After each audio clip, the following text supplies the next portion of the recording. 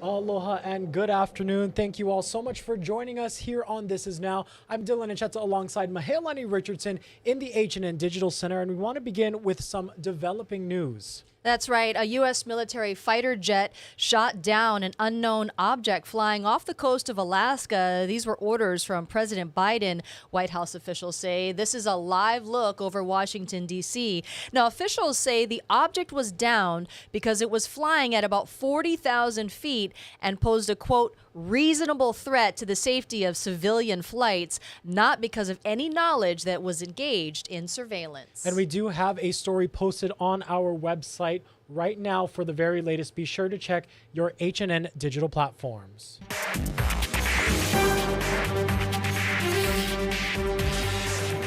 For more on that military action over Alaska, let's bring in H&N's White House correspondent, John Decker. Nice to see you, John. First question to you. Just hours ago, it happened. They shot this down, described as a high-altitude object. What more have you learned since it happened?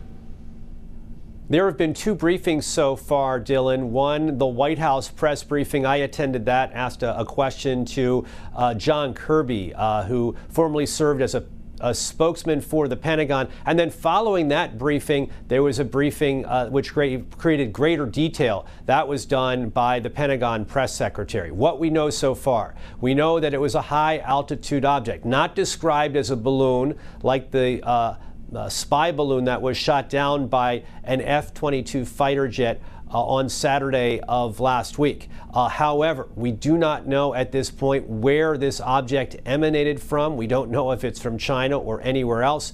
We know that the debris right now is in U.S. territorial waters that are frozen in the Arctic Ocean. And we also know that this particular object was flying at 40,000 feet. That was the primary reason, we are told by the Pentagon press secretary, why this object was taken down, because it posed a risk to civilian aircraft that were flying at that general altitude level. Got it. Thank you so much for that. We also know here in Hawaii, military officials have declined to say whether an orb spotted over Kauai was a Chinese spy balloon, but more information about this so-called spying program has come to light. What are you learning about the alleged Chinese spy balloon program as a whole? And also, what more do we know about that balloon that was shot down on Sunday? This is a program we've learned that is being administered by the Chinese military. This is a fleet of spy balloons, we are told, by both the State Department and the Pentagon. And these spy balloons have flown not just over U.S. airspace, but over the airspace of 40 different countries and 5 continents. So this is a very serious program. What we know about the Chinese spy balloon that was shot down over U.S. territorial waters on Saturday is that it was shot down just off the coast of Florence, South Carolina. Recovery efforts continue. We know that there was sophisticated communications equipment on board the Chinese spy balloon, but the U.S. has not yet, from what we understand, recovered the payload, which is perhaps in a depth as low as 70 feet. So those recovery efforts continue, and they are expected to continue for the next few weeks. Got it. It's definitely something we will be keeping an eye on, especially for our U.S. intelligence forces. I want to shift gears now and talk about Mike Pence. We understand the FBI searched Pence's home in Indiana for classified documents. Was anything found there? And also, is Pence cooperating with this search? The former vice president is cooperating, and that's the reason why there was no subpoena required for the FBI to search through his home in Carmel, Indiana. We know from what the FBI has told us, that one additional document with classified markings was discovered during the course of this search. Mike Pence was, of course, the individual through his lawyer who notified the National Archives, notified the Department of Justice several weeks ago that he himself had discovered classified documents in his possession. He is indeed cooperating with the FBI, and he called the fact that he had these classified documents within his possession a mistake. So that's where things stand right now. This information was just disclosed by the FBI about this additional document with classified markings just within the past few hours. You mentioned no subpoena for this search, but we understand a subpoena in the investigation into January 6th. There are multiple reports that he has been subpoenaed by the special counsel investigating that date. What information is the counsel seeking from the former vice president, and why did they have to subpoena him? Why couldn't they just say, hey, Mike, come and talk to us? That's a great question. I'll answer that question speaking as a lawyer. There were ongoing negotiations between the Department of Justice and lawyers representing the former vice president. They'd been going on for months, and there was no agreement that was reached as it relates to the former vice president coming in and sitting before the grand jury to answer questions. And because there was no agreement, ultimately the special counsel, Jack Smith, decided he wanted to subpoena the former vice president to come and speak before the grand jury. What are they seeking? Information related to January 6th. The days leading up to January 6th, conversations that the former vice president had with former President Donald Trump, and also what was going on that day itself. What kind of communications did he have with former President Trump? Those are things that he has written about in his book that has come out in the last few months. But I think the grand jury wants greater detail beyond what he has already put out in that book. John Decker, with so much knowledge about all the happenings in Washington, thank you so much for this Washington wrap. HNN's White House correspondent John Decker, always great to see you here on This Is Now.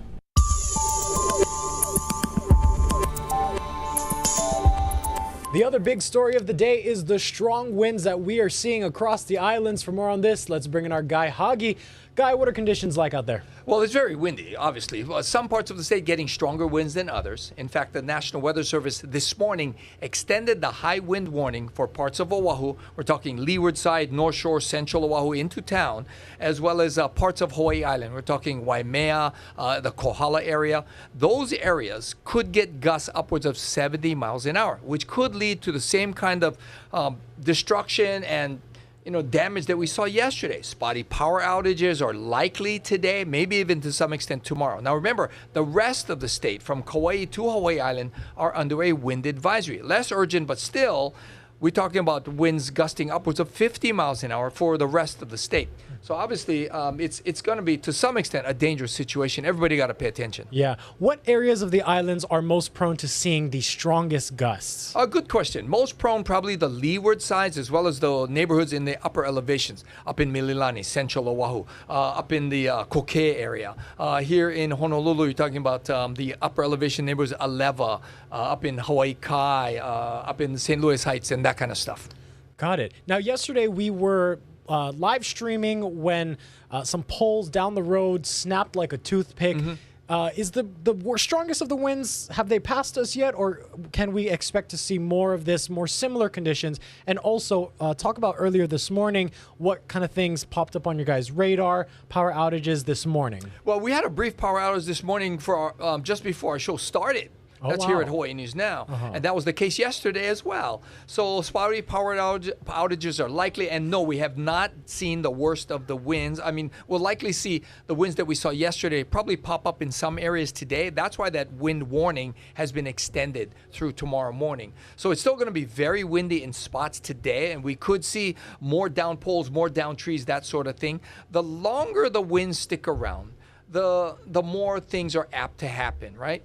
And we are expecting the winds to slow down over the weekend, but not slow down altogether. It's still going to be very breezy for the next 7 days. In fact, long-range models are saying next week, Thursday, we could see another round of wind as strong as the ones we're seeing right now. Got it. So all those Super Bowl parties, if you're planning something outdoors, tie down your tents. Make sure there's a napkin weight on your plates and your napkins so they don't all blow away. Last question for you to get into the science of this a little bit, kind of amateur question. What is this? A high pressure system to the north, south, the front? So remember always that winds run from high pressure to low pressure. There's a very robust high pressure system up to the north, a very weak area of low pressure down to our southwest. And the pressure gradient, the difference between the two, makes the hill bigger that the winds run down. And that's why the winds are so strong. Robust high pressure to the north and weak low pressure down to our south. And there you go. Perfect. Our guy Hagi with more on the strong winds that we are seeing across the state. Be sure to have your Hawaii News Now weather mobile app downloaded right to your phone to get the latest alerts. I got mine. Now to the latest impacts from those powerful winds. We're getting reports of several poles down on Mamalahoa Highway in the Hamakua area, and we heard of a dust storm in the Saddle Road area. On Oahu, crews are making progress on cleanup this morning after high winds took down 5 large utility poles on Kokea Street between King Street and Dillingham Boulevard yesterday. It came down on one vehicle, but no one was hurt. Also, early this morning, there were 4 power outages impacting nearly 1,300 customers from Iwilei to Makiki and downtown. There were also smaller outages on the west and east sides. Nanakuli and Waianae are under a water conservation request. The Board of Water Supply says the area is experiencing low water pressure. We're told some Board of Water Supply pumps are not working because of power outages. Also, Kamaile Academy has canceled classes for the day. Well, we've learned some new details in the death of a man who was shot and killed by Honolulu police in 2021. Joining us now is our Emily Cristobal with that new information. Emily? Yes, Dylan. So Donnie Mayani, the man shot and killed by Honolulu police in April 2021, had a degenerative brain disease at the time of his death. The Associated Press reports Mayani's autopsy revealed he suffered from stage 3 CTE, the disease commonly found in football players who suffer head trauma. Stage 4 CTE is the most severe. Experts say it's alarming that Mayani had such a severe case, considering that he was just 29. Mayani played rugby professionally before moving to Hawaii. His wife, Lindsay, said he had only 2 or 3 concussions that she knew of. She has said that he did not show any symptoms of CTE. However, Mayani exhibited strange behavior leading up to the shooting, which made the Honolulu medical examiner suspect CTE. About half an hour before the shooting, Mayani tried to enter an HPD patrol car at Cavallo Basin. Then he entered a home in Nu'uanu, where he walked into a chair and claimed a cat on the property was his. He attacked officers who responded, and Mayani was shot and killed.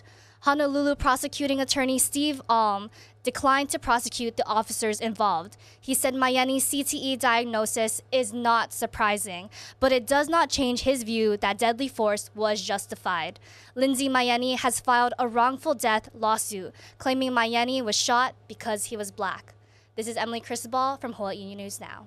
The death toll continues to rise following the Syria-Turkey earthquake. Today, the number confirmed dead surpassed 22,000. For the survivors, hundreds of thousands are homeless after buildings crumbled to mere piles of rubble. There are also many children who are now orphans. CBS's Ian Lee has more on life after the disaster. They're fortunate to be alive, but no one would call these Turkish survivors lucky. Crews remove the rubble that used to be their homes. They look on, unsure of the future. We don't know what will become, this Turkish woman says. There's nothing to say. Life is over. Monday's earthquakes flattened entire neighborhoods. Now tens of thousands of people camp out in the bitter cold, with many afraid to return home, even if their buildings still stand. The disaster orphaned many children. Rescuers flew 16 babies out of the quake zone to a hospital in the country's capital. But as help from around the globe descends on Turkey, Syrians feel forgotten. Dua Gadban lost her husband and 3 children. All she has left are their photos on her phone.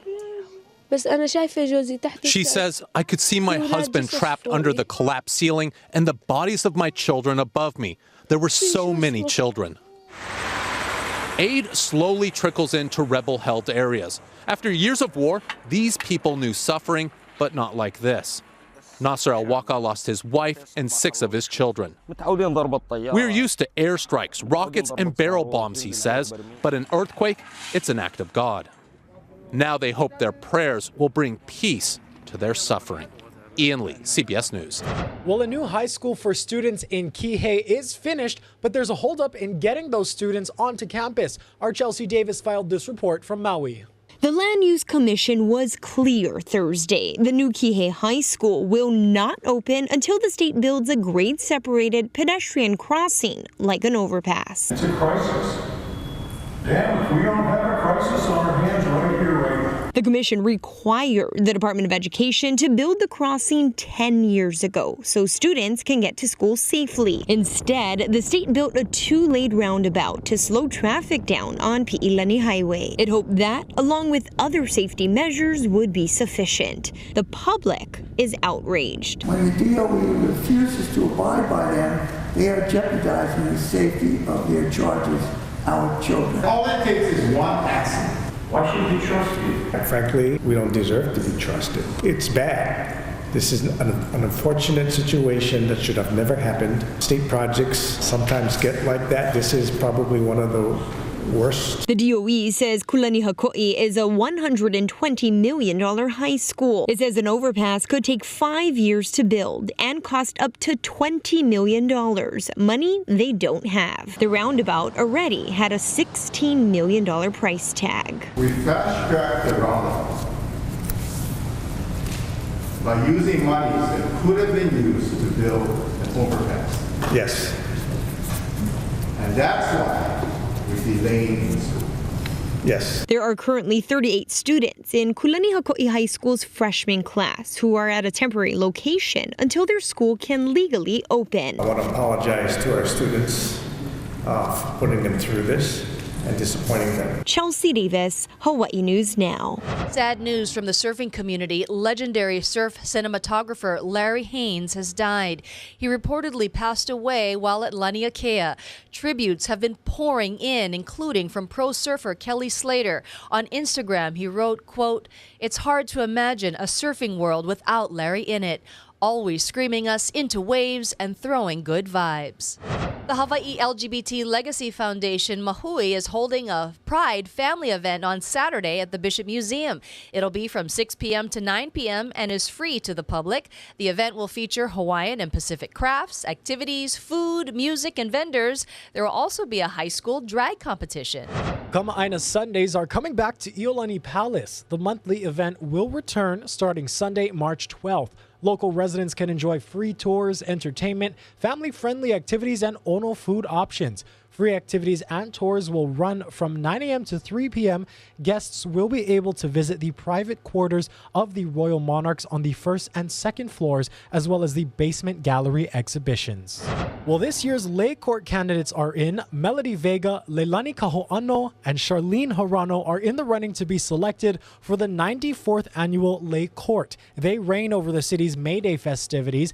The candidates must be proficient in Hawaiian culture, including Olelo Hawaii, hula, and of course, lei making. Each year, the Lei Court selection rotates through 4 age brackets. This year is Na Kupuna, or the Elders.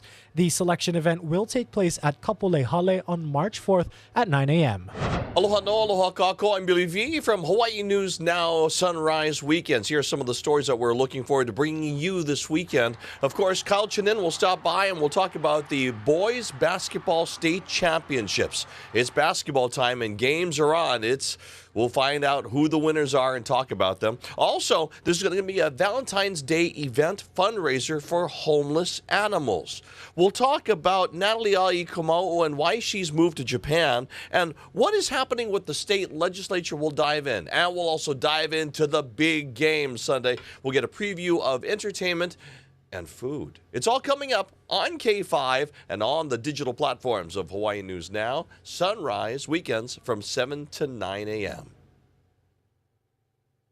And we've got a lot of traffic and more weather to talk about, Dylan. This is a live look outside at downtown Honolulu. Now, you can't see it right now, but there's a traffic situation on Pali Highway because of a fallen tree. Police say Pali Highway, Kailua bound on the town side is closed by Waikanaka, and that's on the left lane that's closed because of that fallen tree. Police say drive with caution, expect delays, and avoid the area if you can. Also, there's a water main break in Pearl City. That water main break is a 12-inch main. It's closed a portion of Waimano and Luehu Street, and there are water wagons in the area for those impacted customers. We're also following breaking news today in the Alawai area. There's also a down tree that you can see there. That's on University Avenue and Hihiwai Street. Now, we have Jolani Martinez on the scene. She says, fortunately, no one injured, but 2 vehicles are damaged. We'll be continuing to follow this breaking news, so stay with us on air and online for the very latest. Yeah, thank you so much for wrapping up all that's happening out there, Mahea. There is a lot going on, so be sure to stick again with your H&N digital platforms. But now we are going to shift to the Super Bowl. Clearly, we have changed the graphics here because it is a very big weekend. But first, we want to get to a really heartwarming story out of North Carolina. Some students did something really special for one of their teachers. Take a listen to this heartwarming report. Fight, Eagles, fight. Growing up outside of Philadelphia, Steve McGill is a lifelong Eagles fan. I'm not a bandwagoner. If we're having a bad year, I'll just be miserable for a year. The pride of the Davidson Day School English teacher, often on display with ties, jerseys, and all. And that's where his beloved students come in. We always knew that Mr. McGill was like a huge Eagles fan. When Grace Mitchell and Natalie Monroe found out Mr. McGill's team was headed to the Super Bowl, they took action. So we just decided, I had an idea. I was like, what if we sent Mr. McGill to the Super Bowl? The students quickly created a GoFundMe, raising a few $1,000s over 2 days. Still, it wasn't enough to get him to Arizona. I might as well just post a TikTok. Like, I've seen people go viral, all this stuff, and I was like, it's a really long shot, but we can just try it. And the video took off, the TikTok getting thousands of views and thousands of dollars. Most of it was unbeknownst to me, but I found out about it, and it was like, I didn't think it was going to happen, but it happened. A surprise forming a lifelong connection between an adored teacher and his students. And like, he just genuinely cares about his students, and everyone has a relationship with him. Students will be more willing to learn from you when they really trust you. And this is as big a validation of that philosophy as I've ever received. How sweet was that, guys? It's amazing to have great students and great teachers and building that awesome, awesome bond. Hey, but like we mentioned, it is Super Bowl weekend, and for more on this, we are going to bring in our sports reporter, What's up, guys? Kyle Chinen. Hi. All right, Kyle, you are our sports experts. First off, tell us about the special that you have airing today on our digital platforms. Right, so coming up after This Is Now during our H&N extended stream, my co-host, and I, Davis Pittner of the H&N Overtime Sports Podcast, we were doing a mega Super Bowl special. We're going to be talking the matchup between the Kansas City Chiefs and the Philadelphia Eagles. We're talking about the NFL experience, bringing in some of our special guests. We got Super Chiefs fans, Lynn Kawano and Sienna Pillaton. Had Mark Carpenter coming in a little bit later talking on behalf of the Eagles. So we're going to get all this information, getting everyone ready for the Super Bowl that's going on this Sunday in Arizona, and I'm excited. I'm a football fan. I love football, and I just would can't hope wait. so. You're our sports guy. I know. I mean, the sports guy. I have to love this game. Really quickly, I want to ask both of you, what are you guys excited for? I'll let you go first. Well, I love the halftime show. Rihanna. So she just had a baby 3 months ago, and she hasn't performed in years. I know she was a little apprehensive, but wow, go to the mom power. She's going to be on that stage rocking it. Kyle, real quickly, what about you? What are you excited for? I'm excited for the game. You know, you got the Kansas City Chiefs and the Eagles, the red hot Eagles. You got the Chiefs. They're always there. They're kind of building that dynasty. Patrick Mahomes, Travis Kelce, but the Eagles, Jalen Hurts, and, you know, they're just so high-powered. It's going to be so much fun. Real quickly, who you think's going to win? Oh, I can't do that. There's too many Chiefs fans in the office.